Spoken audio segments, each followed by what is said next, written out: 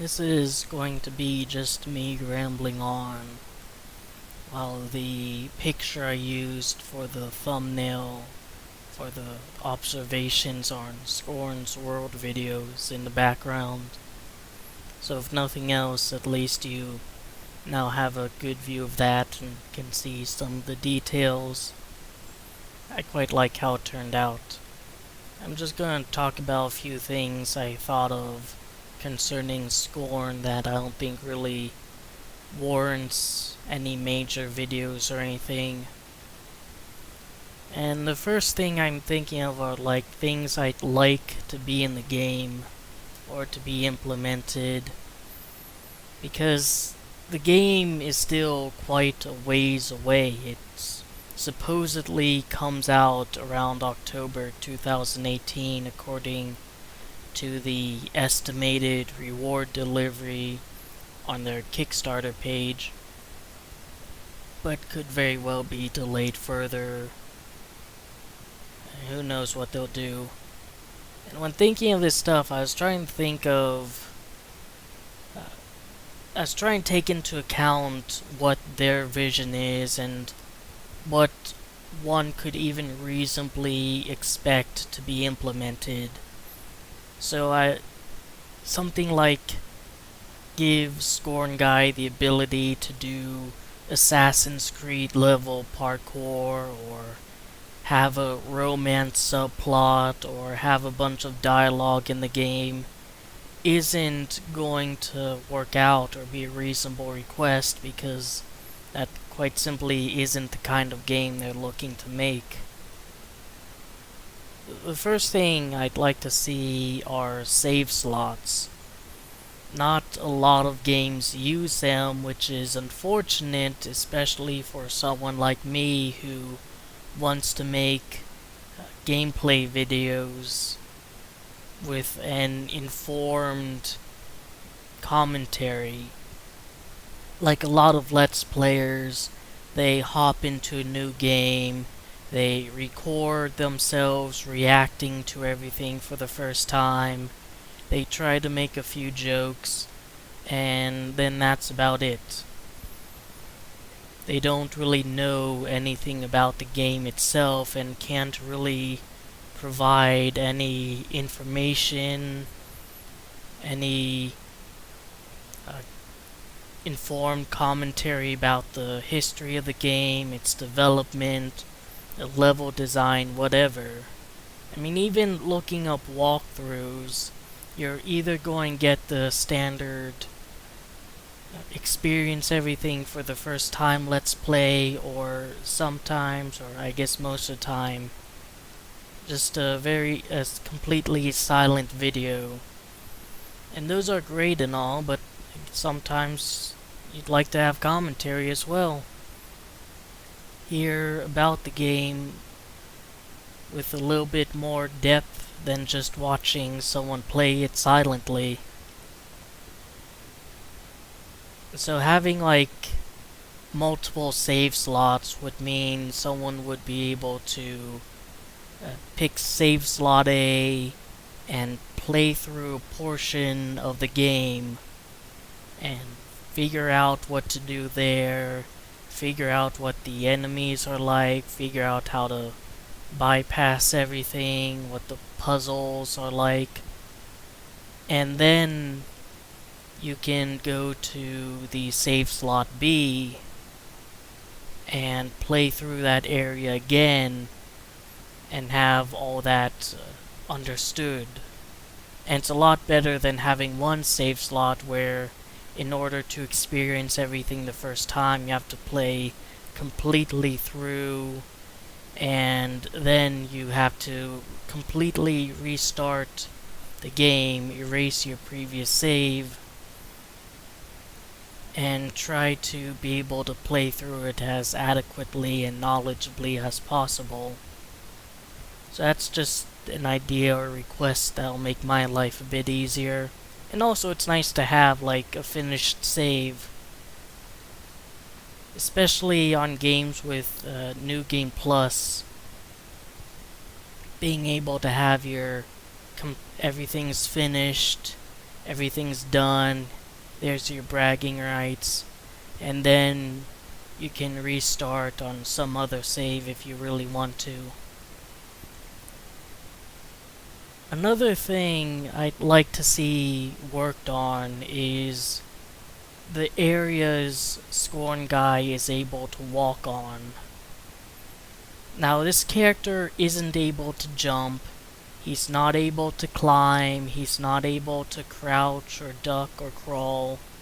He can walk, he can sprint, if you can call whatever brisk jog he tries to do sprinting, and he can interact with some machinery,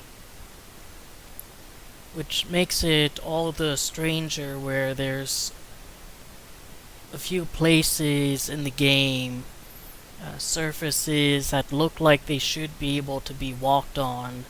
There's nothing really separating them from the rest of the floor. It's not like there's a wall between them or any spikes or hazards. But for whatever reason, he's just not able to walk on them. For example, in the room where you upgrade the stone key, to the left of the console you use it, behind some sort of rectangular cube machine or whatever, there's this surface that's very faintly red, has holes in it, and has maybe a few centimeters high of a separator between it and the floor. A few inches high, that Scorn Guy just walking around lifts his feet up higher than. And unless you manipulate the collision detection on the surfaces of the walls and the machine it's right next to, you're unable to get onto that surface, and when you do get onto it, you slide around like you're on ice. That always struck me as very odd.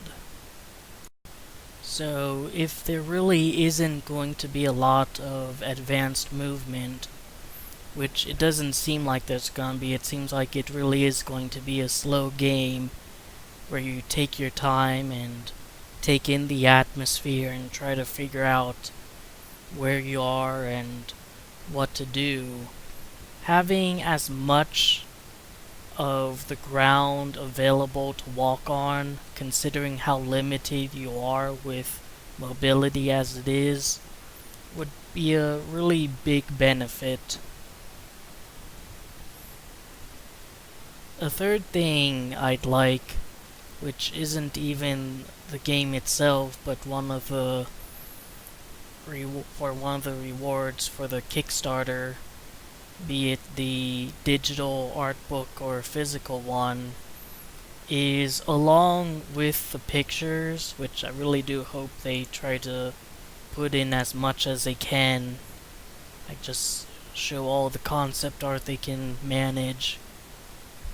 Along with those pictures, some commentary or written parts by either the concept artist or maybe the lead developer, talking about how they came up with that creature, what they were trying to convey with it, what it's even called, like the creature, if it's an area where that is, if it's a machine, what that's supposed to do or what it's called. Because what really interests me about the game is it's a very different place than you get in a lot of video games, especially survival horror games. Like a lot of survival horror games, you think of going through these creepy houses like PT or Resident Evil 7, or going through insane asylums like Outlast. But this is a very different environment, and incredibly inhuman at that, and filled with these sort of level designs and aesthetics you don't really, I won't say you don't really come across, but you don't see games based on them. Like if you want fleshscapes, plenty of horror games have levels where you're inside some giant creature or whatever. But that's just for a level, and then you're out, and then you're back to shooting mutant aliens in some future city. For example, like the Halo games, like Gears of War 2 inside the giant worm thing, like Dead Space 3, and I couldn't even go over all of the games that have utilized H.R. Giger's aesthetic. But that, again, that's usually for the very limited amount of time you spend inside the alien ship or whatever, and then you're out and back to a much more standard environment. The only games that come close to really utilizing that aesthetic as much as possible would be, say, the Alien games perhaps, and the absolute most, which I guess even Scorn can't beat, is Darkseid games, and that's only because they literally use his artwork as some of the environments in the game. So it's really nice to be able to find a game with something just this unique, this different, and I want to know as much as I can about what they were thinking of when they came up with this stuff. Why do they call those four-legged creatures bears? Like, I can kind of understand kiwis for the chicken-looking guys, but for the other one, I really want to know that, because that seems like an odd name for it. But, what were they thinking of when they designed all these creatures? What were they inspired by? Is there any, I just like to have a lot of, as much information as I can about this really interesting world. And that's about the gist of that. Another thing I'm kind of hoping is that the music from the pre-alpha trailer that was for their first and failed Kickstarter either appears in the game or is part of the digital soundtrack, or if you have a higher tier, the vinyl soundtrack. Although I guess that depends on if you have something to play vinyl records. But I actually really like that song, so I'm hoping it's not ditched just because it's from a really early trailer for the game and part of a sort of failed endeavor regarding the game. So moving on from that subject to one far less interesting. When their Kickstarter was open, I never really understood why Kickstarter in general doesn't have like an automatic conversion of dollar amounts based on like which country you're in, because the Scorn Kickstarter only shows euros. The tier 1 early bird is 13, tier 3 early bird is 35, and then general tier 3 is 45 euros. But that in US dollars comes out to a lot more. For example, halfway through their Kickstarter, I decided to increase my pledge to the 250 euro one. And on top of conversion, there's also the shipping fee associated with it. So it says 250 euros, but that comes to about like 320, $330.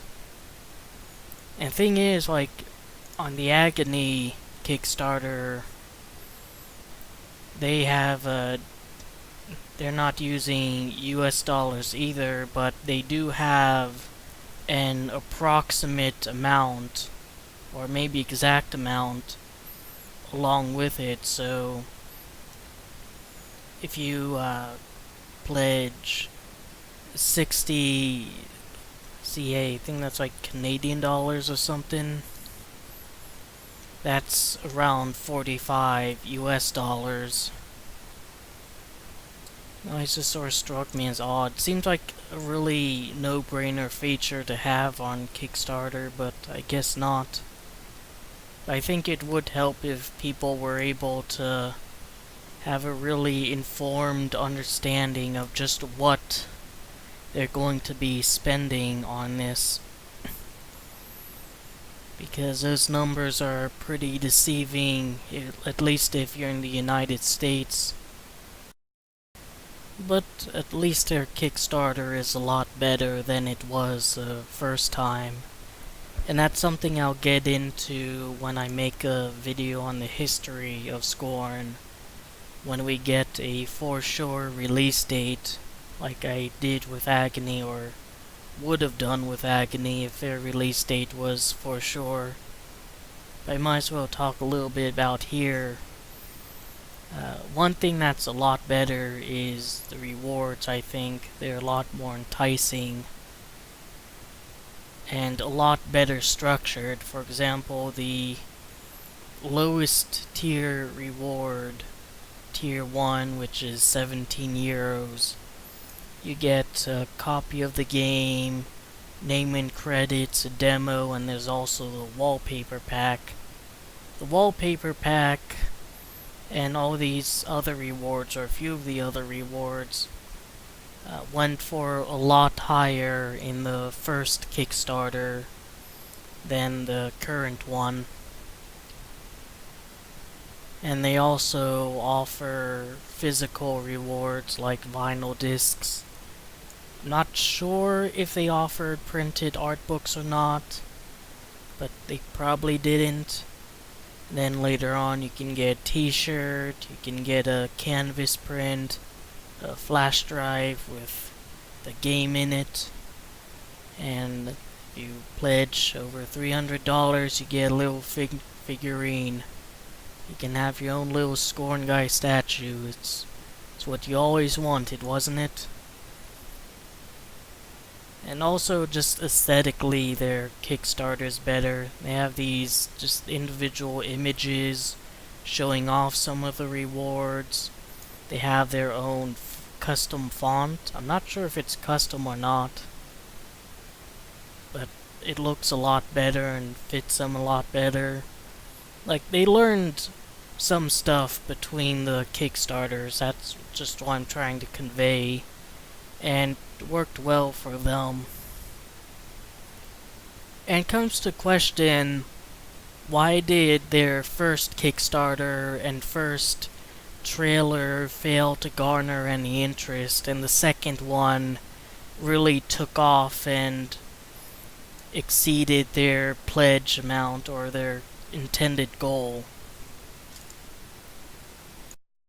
And if you heard any noise there, any banging, that was a cat jumping around to places she's not supposed to be. But why did one do better than the other? Well, there's a few reasons. First is more exposure. Exposure is essentially a gamble a lot of the times. Like, even if you have a really great idea, even if the execution is great, if your stuff isn't spread around, you're going nowhere. So that's kind of what bothers me about, I guess I'll go on tangent, all these artists online complaining about people offering exposure in place of payment. Like, yeah, that kind of sucks, but on the other hand, That's half of it. That's like even a majority of it a lot of the time. If nobody sees your stuff, they're not gonna pay for your stuff. So unless you're like one of the really popular artists people know the names of, you can do with some exposure. But I'm going on a tangent here. And the exposure for the Scorn devs came from YouTube, actually. I would say most of it from YouTube. Initially, they were trying to find exposure from publications about video games, and the biggest one that talked about them was a site called Rely on Horror. But with the new video, because there's these channels that are basically aggregates for game trailers and previews. There's MK Ice and Fire, there's Math Chief, Gameplay and Trailers, there's Rapid Retrospect Games. Like, just basically a bunch of channels that a bunch of people follow because that's where all the trailers for the gameplay are, or new games are. That's where you'll find out about, oh, this game is coming out and it's sort of like this. Well, those channels took the videos from Ebb Software's own YouTube channel and uploaded it on their own pages and basically exposed the game to the thousands and thousands of subscribers they have. So that was just a huge boost in exposure that they otherwise would not have had, and I don't think they would have had quite as good of an exposure if they were only talked about on video game journalist sites like IGN or Eurogamer. Because Scorn is a very visual game. It's fleshscapes and Gigerian hellholes and all of that. It's a lot more impactful to watch a trailer than read about, oh, there's this weird looking new sci-fi game coming out. Another reason that they got much farther the second time is because the trailer looked better. The first trailer was the pre-alpha stuff, and I'm not exactly sure how much of it was going to stay like essentially the same throughout the whole game and just have a little bit higher fidelity and better texturing. For example, the main character, Scorn guy, looks pretty different between the first iteration of him they had back in like 2015 and the one we're going to be playing as now. But the first trailer, it was mostly this dark, brown, enclosed landscape. The graphics weren't very good because it was pre-alpha, and there just wasn't, I think, a lot to really drag a larger audience in. Like, the first trailer came out back in like 2015, I think. I'll even look it up here.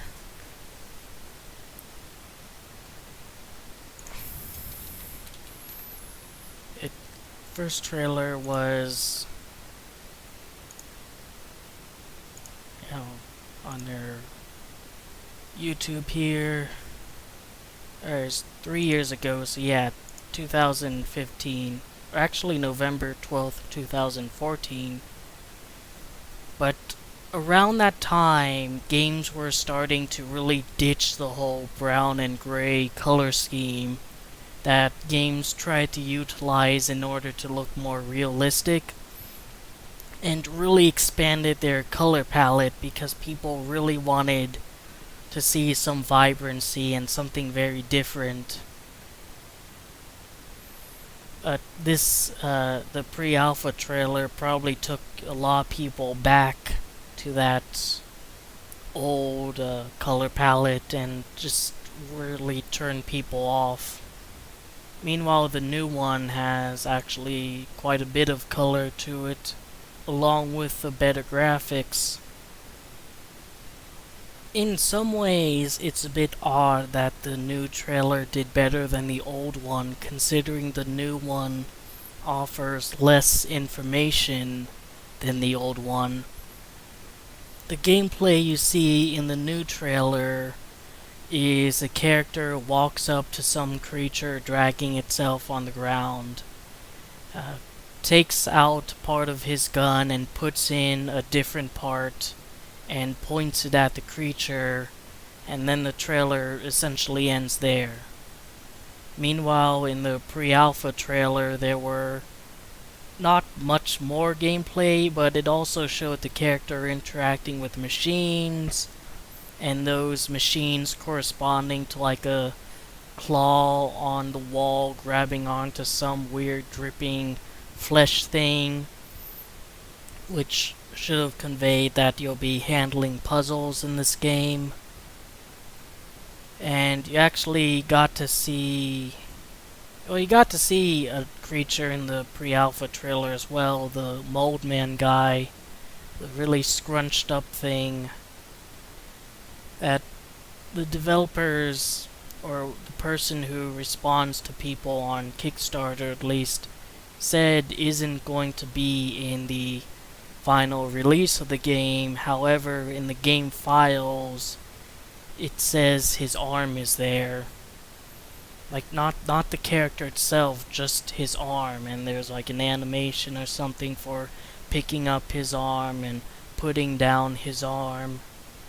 Although his arm I haven't been able to find with the U-model viewer, which I used for one of the videos where I talk about the gameplay files. Reading through the game files is actually pretty interesting. Initially, I didn't have U-model. I didn't know what that was or if it even existed, and instead I just read the text files inside the game using like WinRAR or something like that.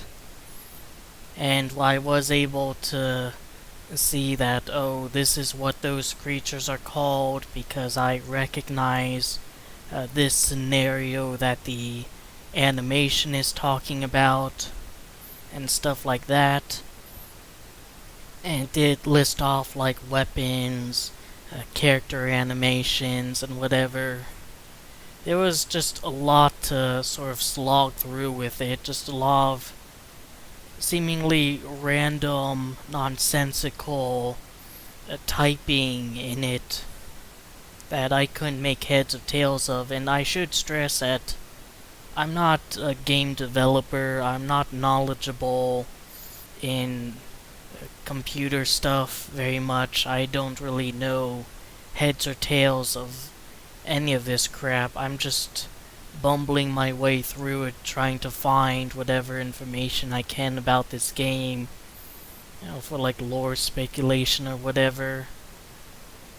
And I was really excited when I found that stuff, so I made the first video talking about what's found in the game files and got quite a lot of views. But unfortunately, it's not a video I like too much, simply because I don't really show any of it or prove any of it. I just mentioned, oh yeah, this creature's called the bear. There's a file for a weapon called a grenade launcher, and if you thought these two weapons you use here are exactly just regular guns with bones and flesh on it, you're right. They're even called handgun and shotgun in the game files. And when I did discover U-model and was able to actually see this stuff, yeah, I wanted to make a new video showing it off because I thought that would sort of, I guess you can say, atone for the very clickbaity video where I talk about the game files in the first part. And it's very good that I got U model because I was able to discover a few new facts that I otherwise wouldn't have. For example, the worm very, very much likely being, if not the same species, like very closely related to the bear and kiwi. It has the same sort of skin, it has the same really lumpy red flesh that makes up the insides of its body. And that's something I wouldn't have discovered in the game files or even playing through the demo, simply because the whole gimmick of the worm thing is that it blinds a character that he's unable to see.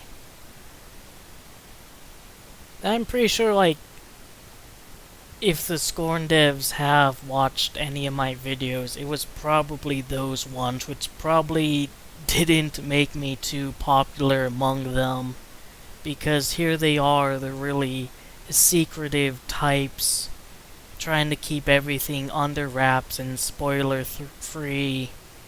And then there's me, this guy who says, oh, here's what I found in the game files, essentially just leaking stuff and spoiling things. It's actually why I haven't made a similar video about Agony, because after sort of thinking about that and what I've done, I started to feel a little bit bad for the developers. So I decided, alright, from now on, if I'm going to be talking about stuff you might not know about the game, it's going to be stuff they've put out by their own volition and didn't keep hidden. So for example, the concept art, and even concept art for things that aren't even apologies, concept art for things that aren't even remotely hinted at by any of the developers' social media pages. Like that one account on ArtStation who has all these different models tagged under Scorn, but looking very, very aesthetically different than what we've seen in Scorn so far, but still enough circumstantial stuff to give a reasonable doubt as to whether or not the guy is involved in the development of the game. So yeah, those are my thoughts on that. I mean, they really do hide a lot of stuff. Even in the demo, they explicitly mention they've taken out stuff, they've rearranged stuff to avoid spoilers. You think a demo would be a place where they show as much as they possibly can, because this is going to be people's first introduction to the game. This is where they're going to spend 20 minutes and ask themselves, is this what I want to be doing for the 8 to 10 hours it'll take to complete the actual game? And for some people it's yes, despite the very minimalist gameplay, they were still enthralled by it and its environment. And then some of them were no, and everybody has their fucking opinions, and that's perfectly fine. But a few of the opinions were poorly founded. Like, one person played through the demo and kept complaining about instant death. For example, he goes into the room with a worm, he gets blinded, and he doesn't think, you know, this is messing with my vision, I should leave. I should go where this isn't. The vast majority of people go into that room, their vision gets messed up, they leave. But that person stuck around and died and then was just left aghast. But the person just wasn't very good with noticing things.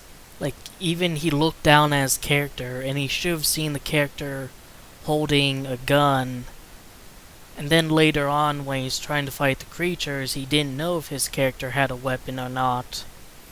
And then later on when he got into the room with a shotgun and switched out the weapons, he thought he upgraded the gun rather than just replaced a part of it and didn't know he can switch back to the first one.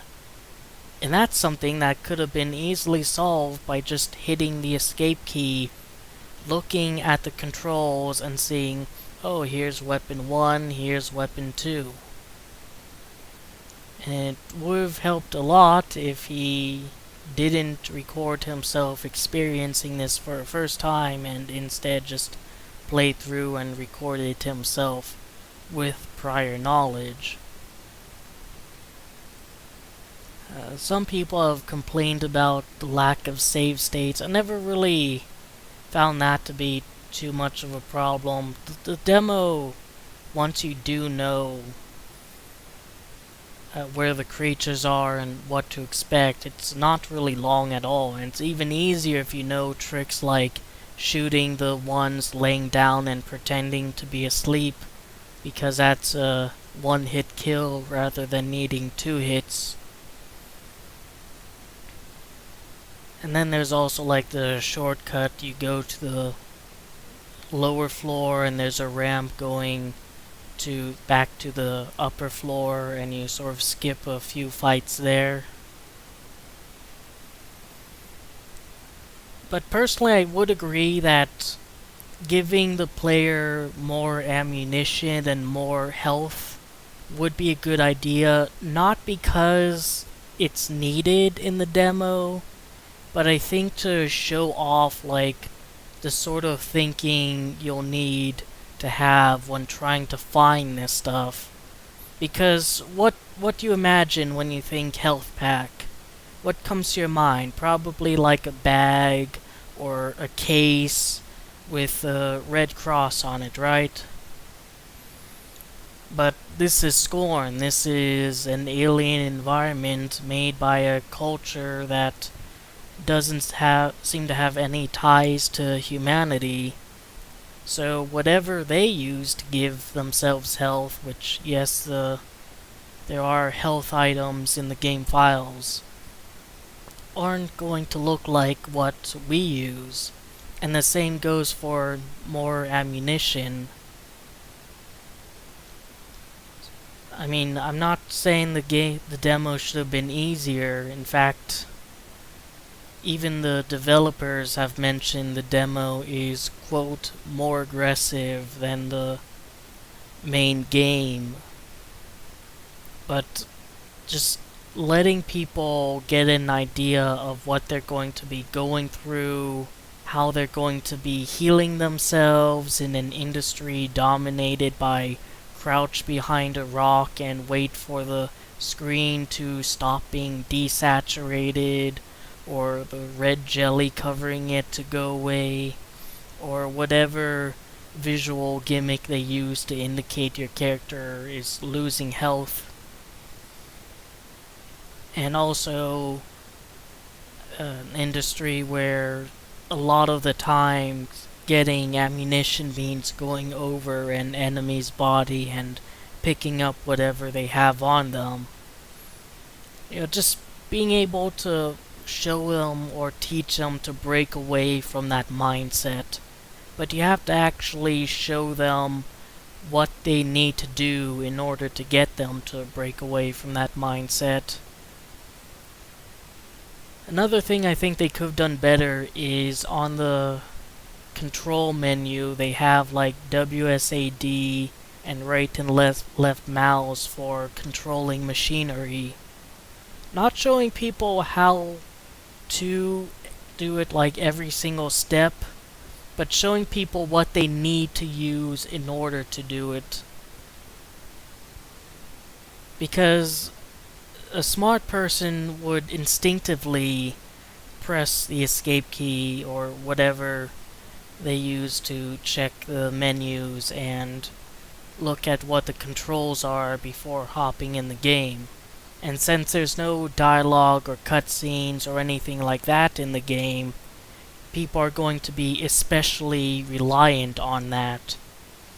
And telling people, alright, these are the buttons you use to control the machines. You need to figure out what order or combination of those buttons and mouse clicks you need. That would make just a lot more sense. I mean, like, the demo is essentially just cobbled together. The developers themselves said it was very rushed. Back, like, a while ago, it seems these days, they said the gameplay trailer would come out at some date, and then that date came and the gameplay trailer didn't come out. It was delayed, and they announced a delay 2 days later, which doesn't make too much sense. At that point, it's really a no shit moment. But along with that announcement, they showed two pictures of what to expect in the gameplay trailer, and both of them took place in the same area as a gameplay trailer and demo. But the first one especially was very different than what we've seen in the trailer and demo. And the reason for that is because it was a picture of Scorn Guy's hands holding up the shotgun, which seems like it's in the trailer and demo. However, the area he was in, he was like directly right of the giant bridge that raises up. He doesn't take out the shotgun at that point in the trailer. And also, he doesn't hold up the shotgun like that at any point in the trailer either. That was probably specifically positioned to show it off to the user for that picture. But the biggest thing was that his hand and arm had it had skin on it and nothing else. It didn't have that machine embedded into the palm of his hand and the back of it. He didn't have those wires or whatever running along his wrist. He had veins showing up underneath his skin, but other than that, it looked like pretty much a regular human hand. Meanwhile, in the gameplay trailer, his arm has gone through quite a bit of adventuring, as much as the rest of his body. So that makes me really curious, and was sort of the basis for part of my theory of how Scorn Guy will change throughout the game. But that really does sort of show me that there was probably a lot that was arbitrarily added in, even to the gameplay trailer, let alone the demo, since they were released pretty close to each other as it is. That was done in order to avoid spoilers. Maybe you don't even need the keyblade in order to get the shotgun. Maybe you get the shotgun and go in that area at a point when Scorn Guy has a bunch of skin but no markings or engravings or anything like that. I mean, the area of the demo wasn't too complicated, and once you've gone through it once and know where all the enemies are, and apparently in the main game there aren't going to be a lot of RNG heavy elements either, you can pretty much just breeze through it a second or third time. It would be nice if you were able to explore more of it though. You're able to see quite a bit, but you're very much limited in where you're able to go. Even by very seemingly silly means, like a little wall that's about a foot high. I mean, come on, Scorn Guy, you can't just step over that. You can't just raise one leg and step over that teeny tiny wall, preventing you from going on the bridge. But there's also the downstairs area where one of the orange door down there doesn't open up completely and you can only sort of peek inside. And then when you're down at the very end, the way to that area that the door would lead to is also blocked off by a mountain of flesh. So there's that whole segment that I don't know what it's for. I don't know what you'll find there, if there's health items, if there's a save station hidden somewhere, or whatever. But you just can't go there, and you can't even really get a good view of it either. And I've been trying, I really have, like going through the demo and trying to mess around with the collision detection on the walls and the surfaces or whatever, trying to figure out if there's a way to just sort of break Scorn Guy out from this very limited path and see if I can come across anything else. But it's not easy. I'm not really sure if there even is a way. I mean, there probably is. I've been trying to find just different methods. One thing I thought was, well, maybe, I mean, there's tool-assisted speedruns, and those things can get pretty crazy. I tried looking into that, but that's more for, like, older games. They don't really have those for, like, new releases, let alone demos for new releases, and I have no idea how to set that up. I tried to figure out what that channel boundary break does with a free cam, and I couldn't find any actual information on it, and it's probably way out of my scope of knowledge to implement anyways. And you know, if even if I don't like make a video on it, which I've already mentioned, like I'd rather not going forward dump a bunch of information about a game that the developers or any of the people working on the concept art or whatever didn't explicitly put out for people to see. I mean, I do use the names for the creatures in the game files, like the bear and kiwi, but as far as I'm concerned, the cat's out of the bag for that. Although I don't really see anyone using those names anyways.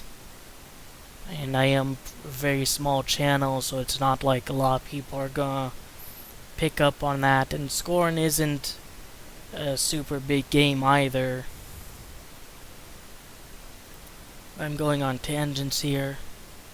Like, even if I don't make a video on it, and I do try to at least record those sessions, trying to figure that out, it would be nice to see. And I think that's about as much as I want to ramble on about this, squishy game here. Might do another video on some other subjects about this game or other games I think of. But I figure it might be nice to have a very casual podcast-like talking video rather than the more in-depth and more hands-on, I guess, or busy, better production, whatever the terminology is, videos for like lore and game files or actually show the files and all that stuff. So, maybe the Scorn devs will release some more information to talk about that couldn't be done in a proper lore video, and that'd be great. But until then, I hope I gave you something to think about and otherwise entertained you. Take care.